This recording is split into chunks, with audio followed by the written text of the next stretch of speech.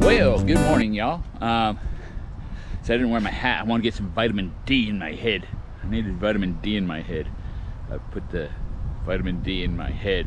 That's what I did. I'm Steven Detweiler. This is Walk and Talk.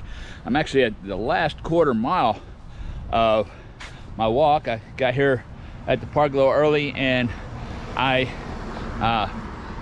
have a group of people that I interact with on Open Door Church at the 9 o'clock service on Facebook, and we're a good close-knit community of people, and we communicate throughout the week and stuff on Facebook, and so social media has been a real blessing in that, and that's what we want to do, is make sure that social media is a blessing and not a curse.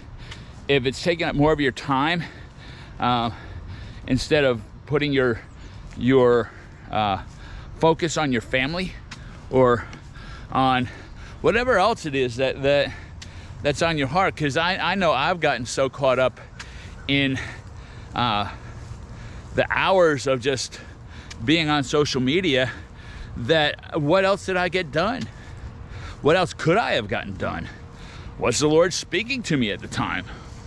You know, and I see a squirrel far off. You can't see the squirrel far off, but I could, with the GoPro 9, I could stop this, zoom it, and then be able to say, so you can zoom, but you can't zoom while you're recording. That's the problem. And so let social media, and that's why I am walking these off, so where I'm only doing maybe 20 minutes, 30 minutes.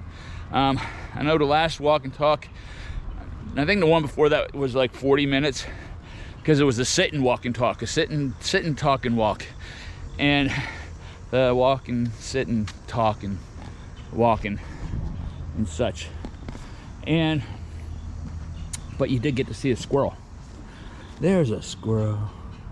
And there's a, now we haven't had any rain per se in just a little bit. I don't think we've had rain this last 2 weeks now. 2 weeks, maybe. I keep saying I'm going to go down here. I'm going to be getting, leave with me for the money, because I am trying to wipe out. I'm still like $3K in debt because of the COVID and everything that happened this past year, but I'm knocking it down little by little by little. But I do need a new pair of Skechers, and I found out that Skechers is definitely I'm on a, now we're in new territory from other Walk and Talks, but Skechers has definitely been the shoe that my feet and my body at my size have definitely taken a liking to. See, because it's so open here, I don't see I see a booze bottle over there, but see, it's not wooded enough for the partiers right here, because the cops are outside. That was so funny, man.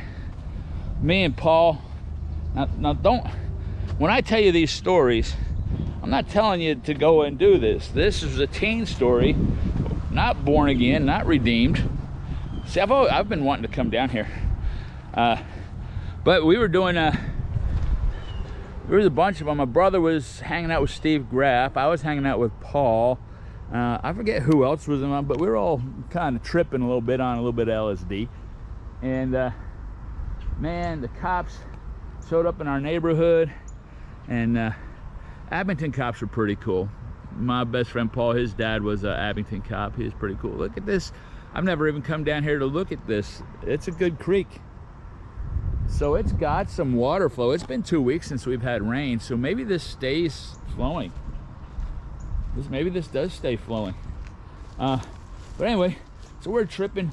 It's late at night, and the cops show up, and me and Paul, we're in the back of my house in our backyard, but the cops are on the other side of, you know, you got the wooden fence that you can't see through, and it's like 6 foot tall. And we see the lights of the cops, and they're walking in the yard across it. So instead of running around the other side, we run right to the fence. Now the cops are on the other side of the fence, and then we're like, oh no, the cops are right there. Shh. And then we run we run by the fence and through our little fence that was blocking the driveway and back around, and then we ran into the house. Man, we was in panic mode. And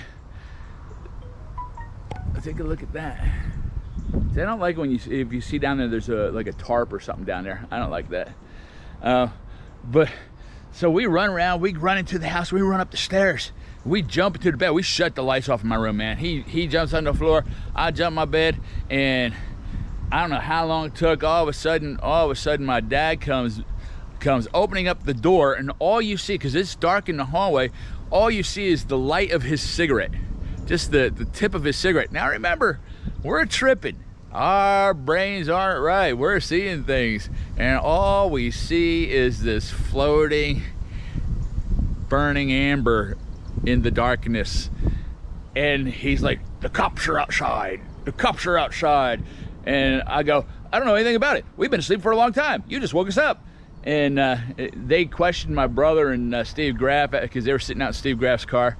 And but just when I just said the cops are outside, that just popped into my head. It was funny because me and Paul literally didn't sleep, and we laid there, whatever position he was in, he laid in that position until the dawn started coming through the window. And I just laid in that same position that I was in until the dawn came shining through the window. And I said, Paul, he's like, what? I said, did you sleep? He goes, no. I go, it's daytime. He's like, I know. Should we get up? I don't know. And I don't remember what happened. I think we got up and went out and did something, but yeah, the cops are outside. Floating amber. The cops are outside. Maybe it was like doing like the ball on the words. The cops are outside. Anyway, that was my part of my youth. That was one of my teen things. I think I was like 14 years old. And but yeah, that's cool, man. I wanted to come down and see the creek. I wanted to come down and see the creek. You see that? So that's pretty neat. It doesn't look like a lot of people come down here. This is just worn away from water. This is just worn away from water. You got the tree roots, the truts. You got the truts, the tree roots. Now the other paths we've gone down, I don't know. I don't think I've taken you down.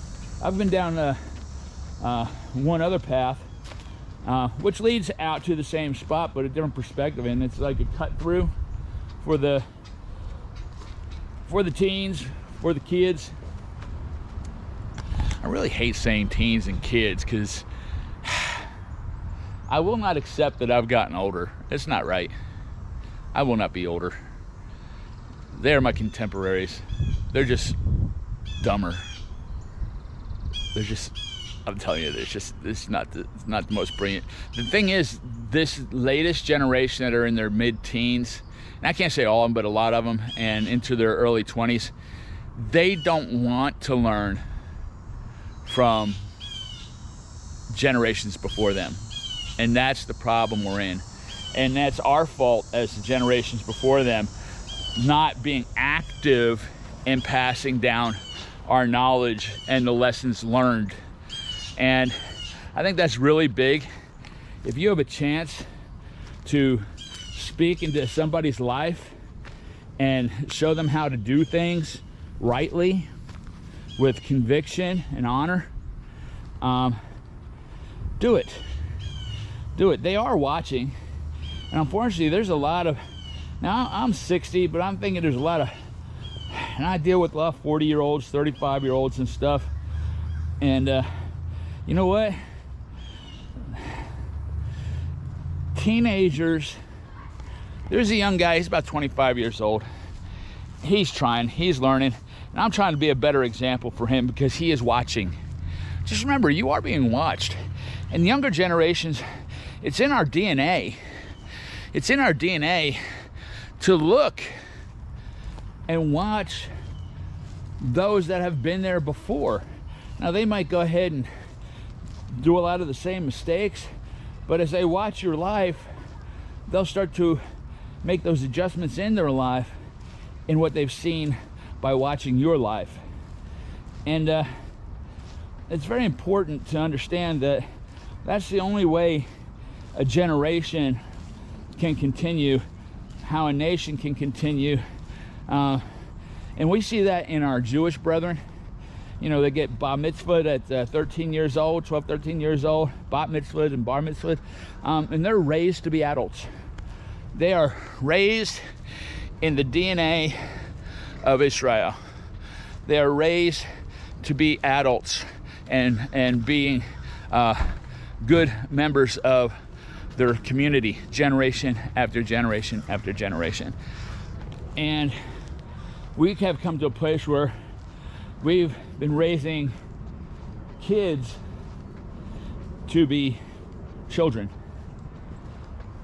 Oversensitive, whiny, it's not fair. You have to listen to me because I'm freaking out. You have to change your ways because I'm freaking out. No. You raise them to be adults. You raise them according to how your nation and your society was built upon, and you build those foundations underneath their feet. And that's how you save a nation. And the reason our nation is crashing is because my generation and those 10, 15 years younger than me have not raised their children, raised their kids to be adults on the foundations of our nation. They've raised them to be whiny kids, whiny children, oversensitive, and not able to handle anything, and having no understanding of what our foundation of our nation is, what it was built upon, what the principles are, what our Constitution says, what the Declaration of Independence say, what did the Founding Fathers say in the Federalist Papers, how did this nation actually begin? No, they would just believe a bunch of brouhaha, and now they're swayed by people trying to get them into communism and socialism and thisism and thatism. And we're built on the foundations of the Ten Commandments, Christo-Judean values, and we have a constitution. And as I end this walk and talk, I just want to say shame on the current police, because I grew up when police had an understanding of the Constitution. I don't have an understanding of it. They enforced the Constitution. They wanted to make sure that our rights were steadfast first in everything that they did. And now they're bullies, they're narcissists, and they want to command and tell you and make up their own laws in their interactions. I've been watching a lot of Audit the Audit. I've been watching interactions of the police in my area with people, and it's totally different. I will continue to support the police, but the police need to be able to support and protect and to serve based on the constitutionality of their position. And I think that's what I want to end that in, because we have to get back and get all elements of law enforcement and society back to the foundation of our nation, get to the Declaration of Independence, get to our Constitution, understand some of the Federalist Papers, understand the free market society based on Adam Smith, and we could put this thing back together. But you know what? Jesus coming, end times are here, prophecy will be fulfilled. Make your life right with Jesus and be ready for his coming and the catching away of the church. Have your lamps filled with the Holy Spirit. Be anointed and have that oil, and be ready. I love you. God bless you, and I'll see you next time.